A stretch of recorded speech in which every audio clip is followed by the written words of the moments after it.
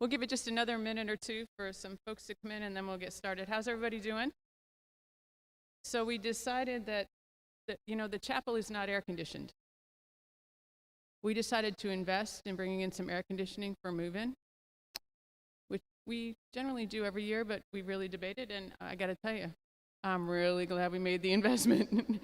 I bet you are too.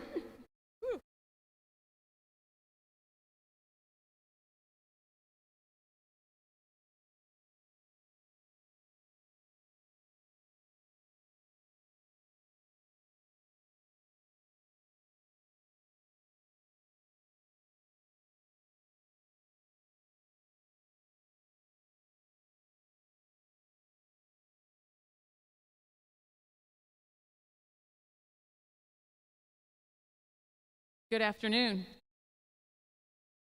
Oh. So my dream job, I want to be Julie McCoy. How many of you know who Julie McCoy is? So when I started in this field 30 years ago, like everybody in the audience would raise their hand when I asked that question, and that number keeps going down. So for those of you who don't know who Julie McCoy is, she was the cruise director on the Love Boat.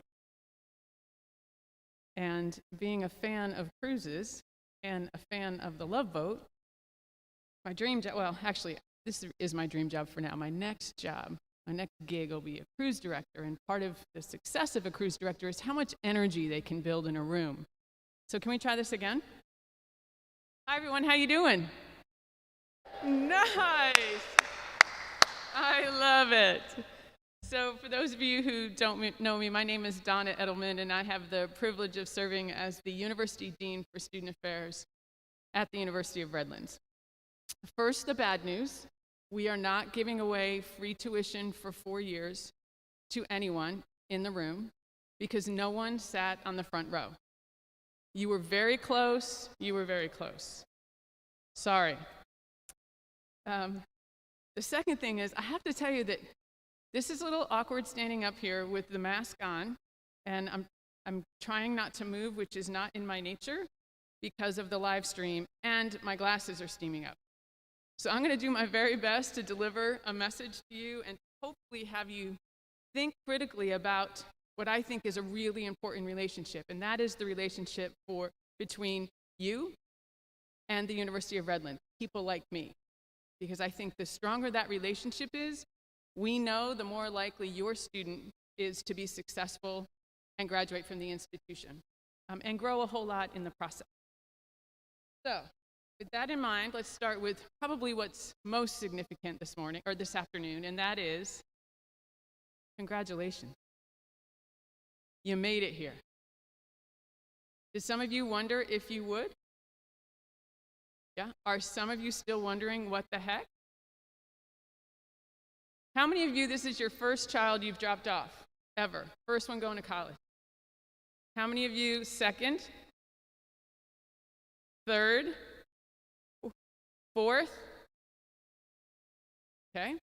How many of you have more than one student in college? How many of you have 2? 3?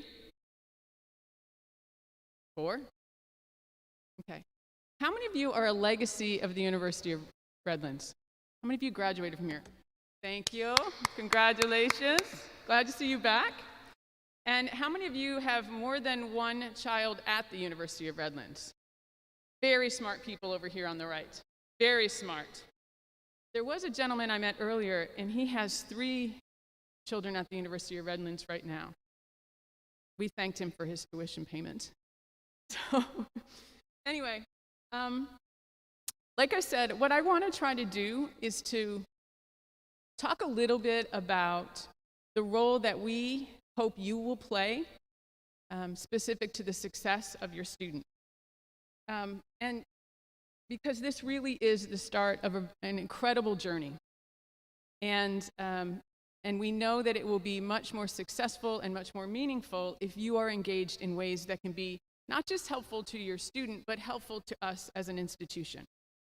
And so what I'd like to do is tell you a little bit about me and the perspective from which I do my work, and then we'll talk a little bit about what to expect and how to think about this idea of what I call holding on and letting go. So first, a little bit about me. So been in higher ed for 30 years, actually 33. And for those of you trying to do the math, I started when I was 10. And I discovered student affairs because in my senior year of college, I was an RA because I needed the money. I'm a first-generation college student. I actually started out at Dutchess Community College in Poughkeepsie, New York, as we like to say. For those of you who are wondering, I'm a Mets fan and not a Yankees fan. And if someone had ever told me that as a first-generation kid from Pleasant Valley, New York, that I would have DR in front of my name, or I would be able to tell the stories that I'm able to tell about my own experiences, I wouldn't have believed them. And so one of the reasons I actually chose to come to the University of Redlands is because of their commitment to first-generation students and because of their commitment to bringing in as diverse a population of students at first-year class every year, because I think that diversity is enriching, and I think for first-generation kids, it's really important for them to see others who have been successful to build their confidence. So in my 33 years in higher education, I have been at 10 different institutions. I started out at Mount St. Mary College in Newburgh, New York, and I've worked in Texas and Utah, Virginia. I was in Abu Dhabi in the Middle East for a couple years at New York University. And so my experience has been very, very diverse. And yet there are some core foundations of understanding and core ways in which we can work together to help your student to be successful. Now, caveat, I'm married to a Texan. He's a car guy. Anybody likes old cars? I can introduce you to Jerry. He's a welder. So very different life perspectives. Been married a long time, 30 years. We have no children. Now, if my husband were sitting in the back, he might stand up and he would say, we have hundreds. Because while we haven't raised our own, we certainly have raised some in terms of the relationships that we've established and what we've come to understand and know about students in college. So my lens is certainly different than yours, but I hope you will find that what I have come to understand and what I know to be true in terms of student success, I hope you find that relevant in terms of how you think about moving forward in the relationship with students. So a little bit about student affairs. So this is my portfolio. So it includes athletics, community service learning, community standards and well-being, the counseling center, recreation, residence life and housing, student health center, and student involvement in success. It really is life outside the classroom. And so while the classroom experience is imperative, it's how you earn a degree, there's much to be said about what happens outside of the classroom. And how we like to think about our work is we bring to life the lessons of the classroom. So you learn about leadership in a business class, and then you decide to be student body president or join an organization and have a leadership. You decide that you want to, you join an organization or you find yourself engaging in problem solving, and you use like a roommate conflict, and you use the skills that you learned in a class to help work through that conflict. It's bringing to life the lessons of the classroom. And so frankly, residence life and housing is not going to interject themselves in that roommate conflict. They're going to help students to resolve it, helping them to grow their skills and ability. And that happens across our campus all the time. Community service learning is another great example of how it is that students take what they learn in class, apply it to their experience in their service experience, and what it is they gain, again, bringing to life the lessons of the classroom. We actually like to think about it as learning applied. It's really you apply what you're learning, what you learn to real life situations. And I would suggest that's why student affairs is so important to your student experience. And so making sure they engage in meaningful ways outside the classroom will only enhance their skills and their success as they find their way through. Think about it as, if nothing else, building a resume. There's a difference between being engaged in a club or organization or taking part in a theater performance or finding your way, sitting in the chapel for a performance of something that you really don't know anything about or you don't have interest in. Those things are important. Very broadly, this is what we aspire to create and what we hope that we help your students to develop as they find their way through. So perseverance and professionalism, communication, critical thinking and problem solving, collaboration and teamwork, and engaged student stewardship. And we do that in this model of challenge and support. We're not going to give them answers necessarily, but we're here to help. So there's a roommate conflict as an example. We're going to challenge them to have a conversation with their roommate. If they're not sure how, we're going to support them in terms of trying to have engagement. If they're having a difficult time visiting with a faculty member or getting connected with a faculty member, we're going to help them. We're going to challenge them and support them to do it themselves. And that is the role that we need you to play as well. There's a tendency to want to interfere at times or engage in times in ways that don't necessarily help your student to grow and develop. And I will share with you that probably one of the most meaningful parts of my experience over the last 33 years is when you see a student come in the door at orientation and you engage with them, no matter how briefly, but it's an engagement in which you remember them then, and then you watch them grow and develop. There's no greater reward than then watching them cross the state. And that happens, what happens between when they start and when they end, it's up to us. It's really up to us to help them to build confidence, to be resilient, etc. So perspective. So this is a picture from, I don't know when, here at the university. And when I saw this picture, I thought, a lot has changed. Probably more in the past 18 months than we could have ever imagined. But really, a lot has changed in terms of affairs work, in terms of our realities, in terms of relationship. Because when you think about it, options were fewer, right? I mean, I was in the grocery store yesterday. Do you know how many dishwashing soaps are available on the shelf? Another one for me is hot dogs. I know, really random. There was an article about every hot dog actually it was just a couple days ago, every hot dog you eat cuts your life by 36 minutes. Did y'all see? I kid you not, that's what it said. But you go in the store and there's so many more options than what there used to be. And I would suggest that that's also the experience on a college campus. Lots to do, lots of great opportunities. Competition, I would suggest, was less intense. There's less pressure to be number one. Not everybody back then was getting a trophy, whether they placed first or last. Community was the neighborhood. And for many, community was also their synagogue or their temple or their church. And even faith and religion is very different in terms of how people assume it and live it than it was 30 years ago, 10 years ago, 15 years ago. News was just news. I remember Tom Brokaw and Walter Cronkite, and all they did was tell us the news, gave us the facts. It's harder now to figure it all out because the news isn't just news anymore. And then, quite frankly, parents were on the sidelines. Now, that maybe you've heard the term helicopter parent. Many parents have a tendency to hover. And there's the Black Hawk parent who wants to swoop in and fix it and save the day. And I know there are some of you out there, and I respect the fact that that is where you are and that's where you feel you need to be.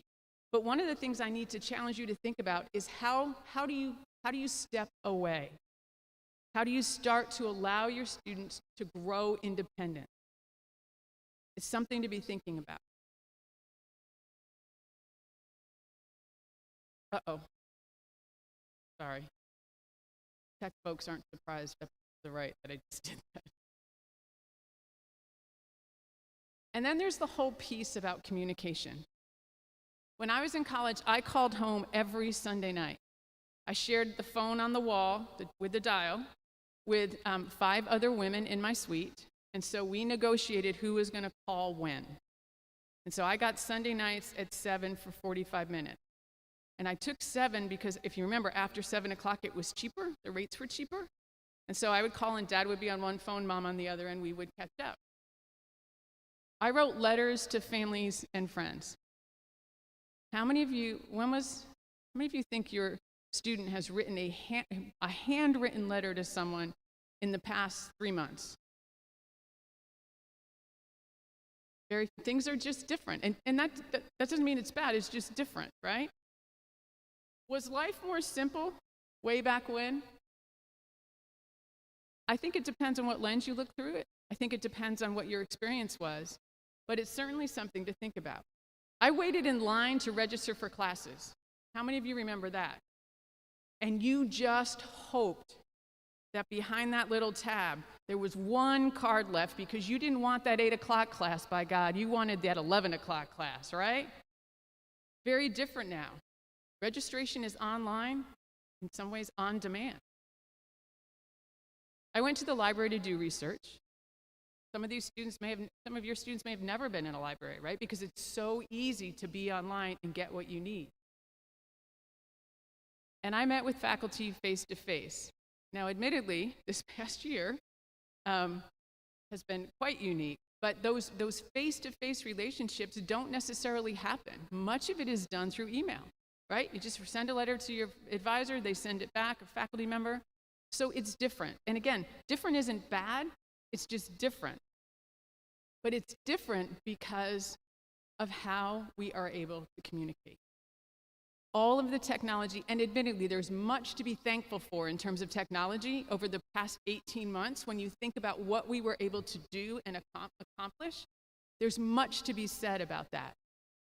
But nonetheless, it creates, in and of itself, the ways in which we communicate and students communicate creates some challenges. And there's studies out there and there's data that demonstrates that this face-to-face interaction, the absence of the sit down and have conversations, and the ease with which we can say things and do things behind the safety of a screen is problematic. I was driving to work yesterday, and there were these 3 young boys. They were each of them had a backpack. They were single file. They all had their heads down, and they were all looking at their phone. And I thought, to me, that's a sad commentary in terms of how hard it becomes to build community when something like a phone gets in the way of that face-to-face meaningful conversation. So technology, absolutely a gift. Technology, a challenge. How you choose to use technology in terms of communicating with your students, I would encourage you to think about that. Is it always text message? Is there an expectation that you're going to pick up the phone or they're going to pick up the phone? Because there is a difference, right? And let's face it, the experience of, the development of students, this is Chickering's 7 vectors, right? It's everything that students go through, not necessarily in this pretty order, but it's the way in which they develop, they have an appreciation for interdependence. It's really about growing their own identity, who I am, what I believe, what's important to me. It's about finding purpose. For our students, many of them find purpose in a classroom experience, in a service learning experience where they go and serve an underserved population. And specific to identity, keep in mind, the identity that your student had in high school, in so many ways, it doesn't exist anymore, right? Because if they were quarterback on the football field, are they still going to play football? Will they be the starting quarterback? If they were first chair in the orchestra, is that who they will be? Is that how they will be identified here? And for some students, this is a tremendous opportunity because who they were or what they represented, they might not even want to have that identity. This is their opportunity to create something new, find themselves in this new environment, and quite frankly, that will be challenging. And so understand that the person you talk to on the other end of the phone, or you see the first time you come visit, or you see the first time they come home, it might not be the same person. And if it's not, that's not a bad thing. Important to check in with them? Yes. Important to ask how it's going? Yes. Important to challenge them in terms of something that you sense or feel or hear that you need to ask more about? Absolutely. But remember, whoever they were in high school, they're not surrounded by the same people. They don't have the same expectations. It's not the same environment. So things will change. And for me, that change, again, when they get here in orientation and they leave at commencement, is tremendous. And it's really impactful. Now, we can't ignore that I have said to my staff, ever since COVID started and we were trying to make decisions and figure out what's the best strategy, I said, we are trying to be logical in an illogical environment. And I think we have to acknowledge that that is reality for us. Regrettably, it's reality for us now, and I think it's reasonable to expect that it will be for a while. If we own that and acknowledge that and have a willingness to shift with the currents and understand that things might change, I know we will be fine. But the effort to want to find logic in an illogical environment is difficult and challenging. It will be for you as parents, families, it will be for us in terms of trying to do what's best, and it will be for our students as well. If nothing else, what I learned in the spring when we allowed students to come back to campus, they are resilient, and they were resilient and they wanted to be here. And because of that, they shifted when they needed to. They did what they asked us, they did what we asked them to do. And quite frankly, we were incredibly successful. I have every expectation that that will happen again. Every expectation. So I hope you do too. So what does this mean? Here are some of the things we need to think about, you need to think about, we need to think about as we're working with students.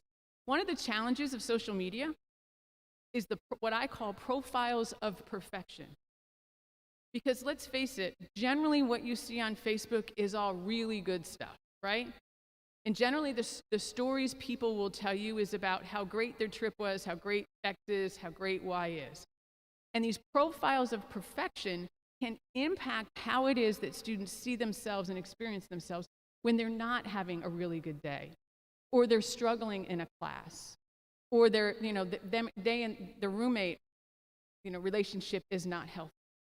And so we have to be cognizant of the fact that these profiles of perfection can really challenge individuals, you and me just as much as your students, but keeping that in mind as they're trying to find the way. The other thing is, because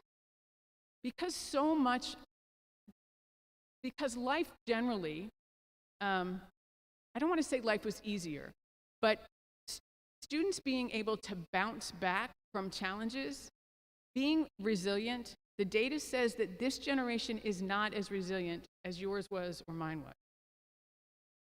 That being able to respond to and bounce back from challenges or disappointment is difficult. And so being aware of that and thinking about how it is that you are going to respond and support your student when they find themselves in a scenario where they're just not sure what to do, they're really upset or depressed about what's happened, how can you help them to find resilience? And candidly, part of that will be, what do you know and who do you know on campus who can help you if you're not sure what it is you need to do? And I would, specifically, I would suggest, even just spending time on our website and knowing the counseling center, for example. Where is it? What services do they offer? Knowing, don't forget student_affairs at redlands.edu, because if we can't respond, if we can't provide help, which would be shocking in this particular scenario, we know others who can. Communication skills, really challenging. Again, it's safe behind a screen, but having those face-to-face conversations with roommates can be really hard. Being in a leadership position and having to make difficult decisions with others in the room, difficult. And even just writing skills, etc., the informal way in which students write. So you will find that some of them really struggle when they're writing that first paper. They'll really struggle when they're trying to, send a message to a faculty member and they want to get it just right. Now, that's not wholesale true, but keep in mind that that's a piece to this that really, it can be really challenging and quite frankly, really important. And I will say, we hire graduate assistants in student affairs, we hire a lot of them.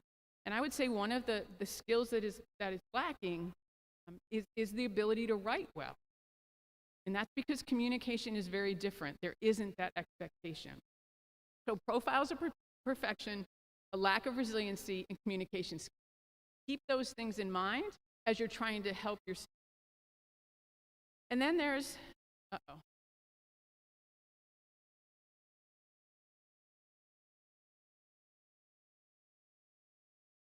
there we go. And then there's the whole, again, the resiliency piece tied to problem solving. They will confront some situations they won't be sure how to respond. And that's okay. That's where the challenge in the sport comes in. That's where us working together, or them calling you and getting help is important. Writing skills I mentioned, and then resiliency and confidence. We talked about that as well. It's hard. Being on campus right now, surrounded by people you don't know, not really sure how you're going to fit in, that's going to be, that piece right now is hard, and that's why we do orientation. We know that the number one reason students leave an institution of higher education is not because of bad grades, and it's not because of financial aid, because they don't feel connected. And so making those connections, we're intentional about that. It's why you're saying farewell tonight, quite frankly, because the longer you stay, the less likely your student is to make the valuable connections that they need to make now to help them to grow confidence, to be able to solve problems, to have resources around them to provide the help that they need. So things are different. Life is complicated, and COVID has changed. True, right? Agreed? But that doesn't mean just because things are different, it doesn't mean things are bad. And yeah, life is complicated, but when has life not been complicated? And yes, COVID has changed us, but change doesn't mean bad. So it's really about how it is, what lens, how are you going to approach your role specific to supporting your students' success? So how will you provide support and counseling? I'm going to give you A, B, C, and D. A is assume goodwill. B is be a coach. C, communicate expectations. And D, dare to dream. So let me just talk quickly about each one of these. Assume goodwill. I wholeheartedly and firmly believe that if you and I don't necessarily agree on something, that if you assume goodwill when you enter the conversation with me and I do the same, the outcome will be better than if either of us approaches it with a defensive stance.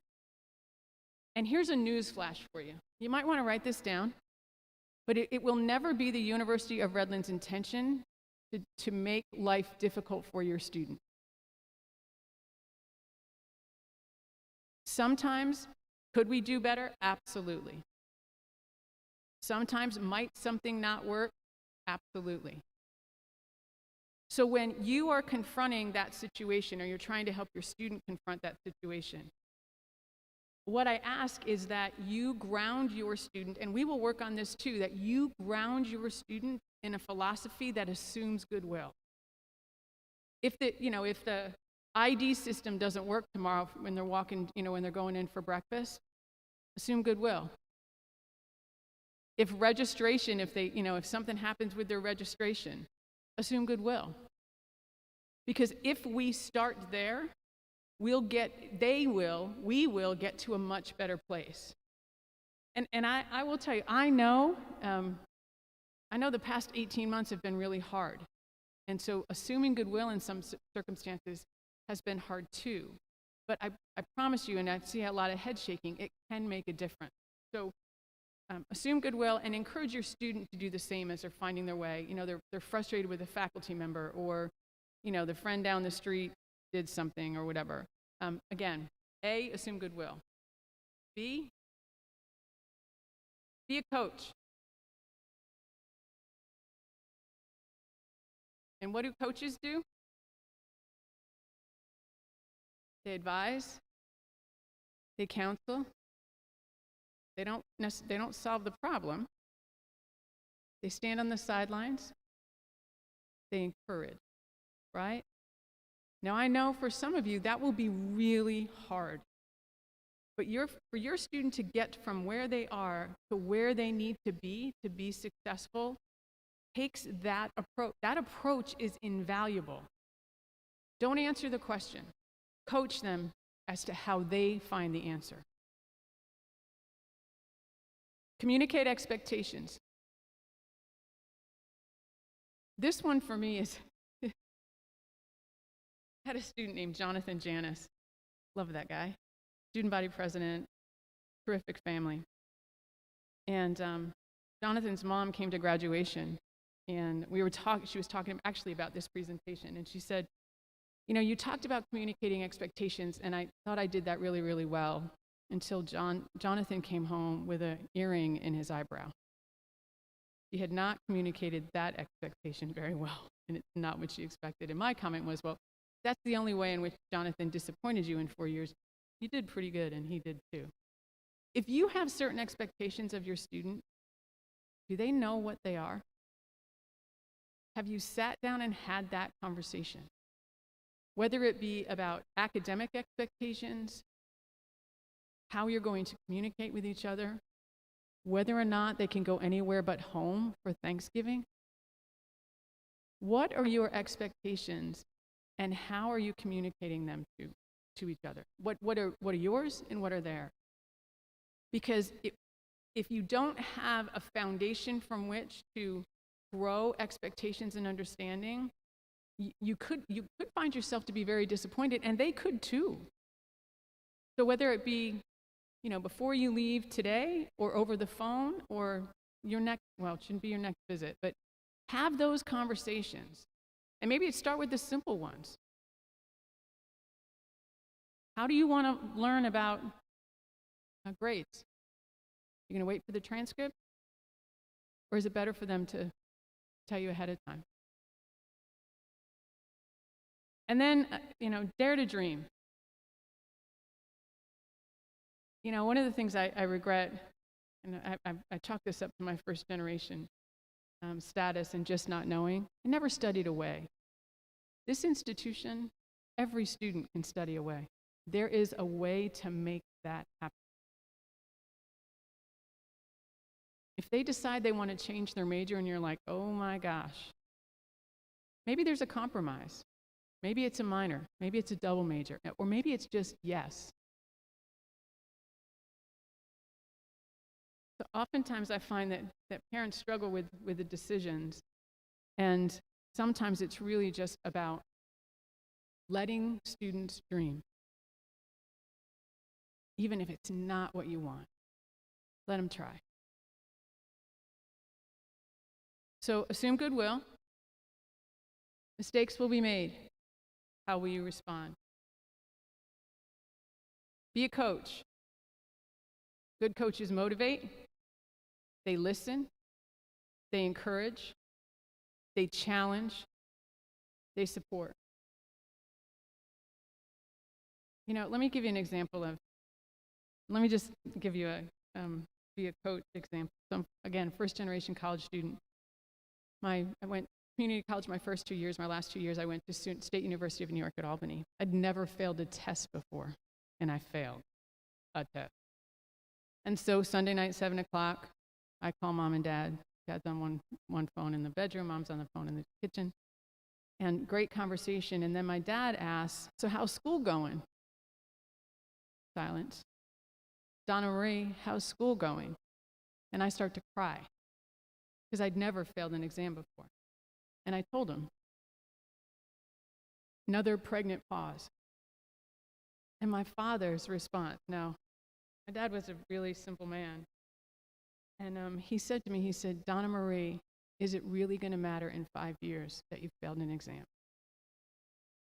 And that was 30 plus years ago, and I still remember him telling me that because of the impact it had on me, because it put it in perspective. So my answer was, Dad, you're crying, of course, you're right. But he followed up as a coach would, and he said, have you found a study group? Have you talked to the faculty member? Have you been to the library?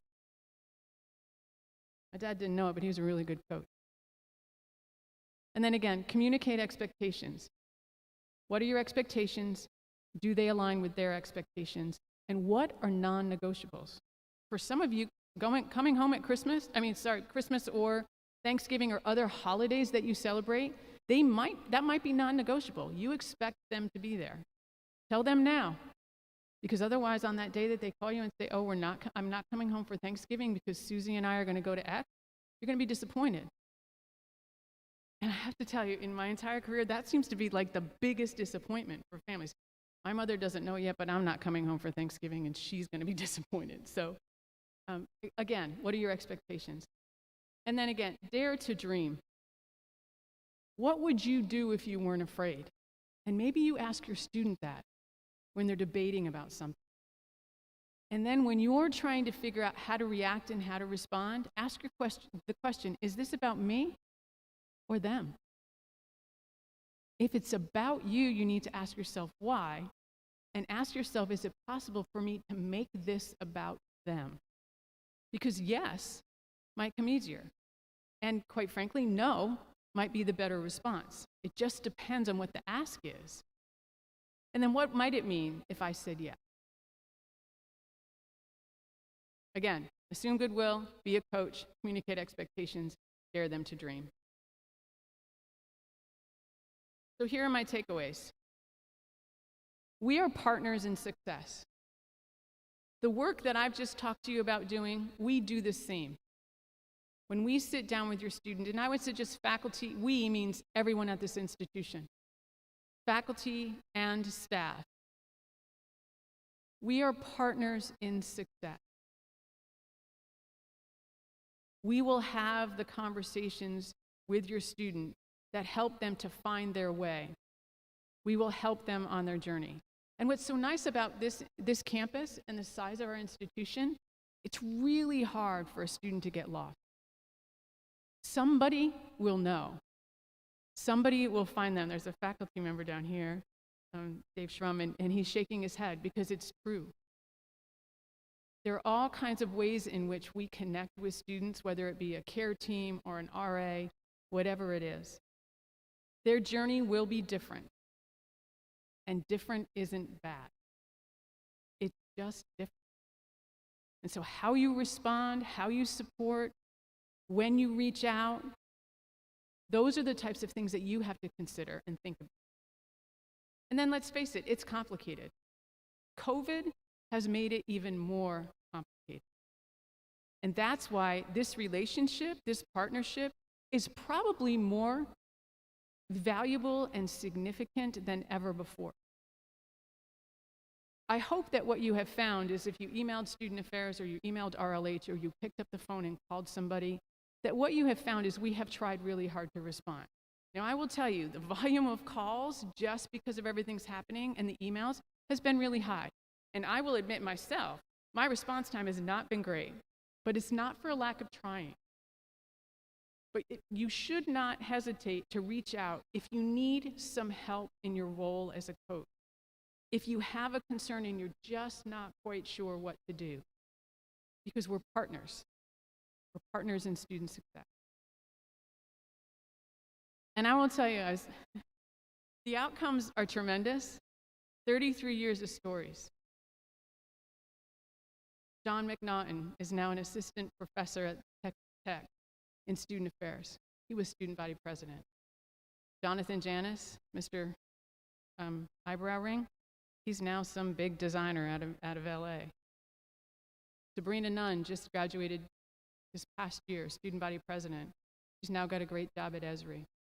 David Mick, who was the bane of my existence for 3.5 years when I worked in Virginia. He belonged to a Greek organization, and oh my gosh, he got in trouble. Once a month he would come in and say, "Can I please go in the residence hall?" "No, David." Every month. Fast forward 15 years. Let me just say, by the time David graduated, we had become friends. He needed a letter to get into law school. I wrote David that letter. 15 years later, I had a dear friend who had a son in trouble in Chesapeake, Virginia. Hadn't talked to David in 15 years. I reached out to him, thank you, Facebook, and said, "Can you help me?" And he said, "Given all you did for me, absolutely, I'll help you." It's transformational. Your students will be transformed. We as a campus will be transformed. And it's worth it. Is it hard work? Yes. Is it frustrating sometimes? Yes. Is it imperfect? Yes. Is it somewhat unpredictable? Yes. Is it worth it? Unequivocally.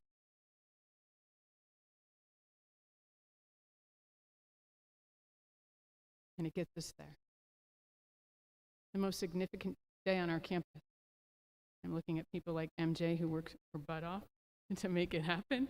MJ's in facilities management, but it's worth it. Thank you so much. If there's questions, I can certainly, spend some time answering them. If you just, let's start with questions. If you have to go, that's fine. I hope you found this helpful. And again, please don't hesitate to reach out and know that we are important partners in your student success. So thank you.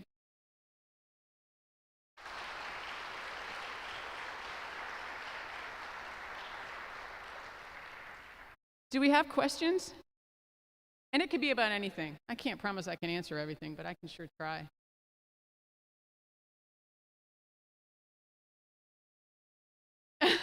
The question is, have we ever given away 4 years worth of tuition? No. No, and actually, if anyone was sitting in the front row, I wouldn't have said anything.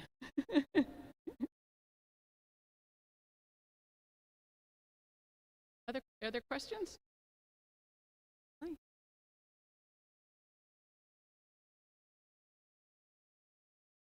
If you don't have, yes, go ahead.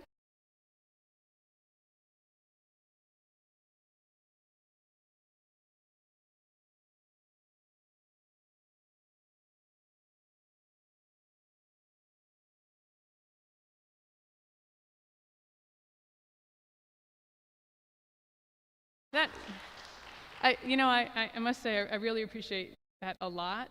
The university has been through some real challenges over the past 18 months. And what I have said to anyone who will listen is, our campus is small, but we're mighty. And at the core of this place, like I said, I've been here 4 years. At the core of this place, it's about the people, and it's about the relationships, and it's about the stories we create. I mean, yesterday, Ken Gersich, who's our senior associate dean, it was his daughter's 18th birthday on Friday. So he left his house yesterday morning to go to SeaWorld and left his backyard, his pool, and an entrance into the house to use the bathroom to the FYJ trip leaders and the director and assistant director of recreation. That doesn't happen. He figured since they've been, all survivor trained, etc., but that doesn't happen in so many places, and yet here it does.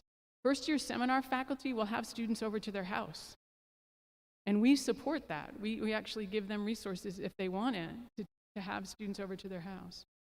And it really, some days parents can really annoy me, I'll be honest. But at the end of the day, our collective success, our success in terms of students is all about this, right? It's not about you being, it's not about an adversarial relationship. It's about how can we make this work, whatever that might be. So thank you, I appreciate that. I've got a great team. I'm a little biased. Other comments, questions for parents who have been through this more than once? Any advice or insight?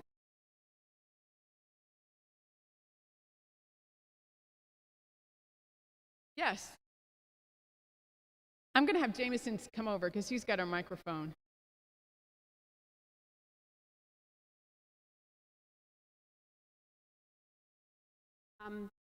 They can hear me. Just a comment. We attended earlier the Spanish-speaking families meeting. It was so well, very impressed. The warm welcome. Many of these families are first generation. Yeah. And we don't see that. This is really was very. You're very welcome. I appreciate that. We actually send a lot of our memos out, especially among our campus community. We send them out in both English and Spanish as well, realizing that we have a large population whose their first language is Spanish. So yeah, thank you. Other comments? I hope many of you will come back this evening. Our new president, Krista Newkirk, will be speaking to you, and I think it's probably it might be the first time she's spoken in the chapel. She's been all over trying to meet people. But she's the 12th president of the university. She's the first woman. She happens to have graduated from William and Mary, as have I. Go Tribe. And it's been really great to have her on campus. So I hope your time will allow you to come back and listen to her. She'll give some brief remarks, and then of course. You can stay in here if you want because it's cool until dinner, but everyone is invited to the Redlands lawn, which is straight out the chapel and all the way across the street for dinner, which will be provided by Harvest Table Culinary Group, which is our food service provider on campus. So if you have questions that you just want to ask me privately, I'll be here for a while. Don't mind doing that as well. But any other questions for the group, comments for the group? Okay, make it a good evening, everybody. We'll see you soon, hopefully on the lawn.